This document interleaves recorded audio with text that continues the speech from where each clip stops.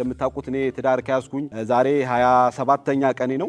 ይሄንን ልምዴን ለምንድን ነው ለሌሎች ማላጋራው? ትዳር ሲባል ሰላም፣ ፍቅር፣ ደስታ ብቻ የሞላው ነው የሚመስላቸው።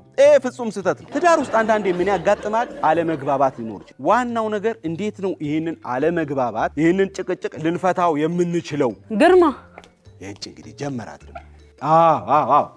ትህትና በጣም ለትዳር ወሳኝ ነገር ነው። ትህትና ያስፈልጋል። አክብሮት በጣም ወሳኝ ነገር ነው። አንተን አይደል እንዴ ማናግረው? ምን ሆነሻል አንቺ? ስራ ላይ አይደል እንዴ? እንዴ ምን ስራ ነው? ቆሜ የለ እንዴ እዚህ እየጠራው ጸጥ ብለኝ ትመልሳለህ? እሺ ምን ፈልግሽ? እንዴ አልጋ ስር ዕቃ ወደቀብኝ። የከንፈር ቀለሜ ስለወደቀ ነው። አናሳኝና እንዴ ላውጣው። በቃ በኋላ እናነሳዋለን። ነው ስራ ላይ አይደል? ሲጨርስ በኋላ እናነሳዋለን። ወይ ሌላ ሰው ጥሪና ያንሱልሽ። አዎ ምንድነው ትልቁ ነገር ትዳር ላይ ትልቁ ነገር ምንድነው? መከባበር ነው፣ መቻቻል፣ መታዘዝ። በተለይ ሴቶች ምን ይፈልጋሉ?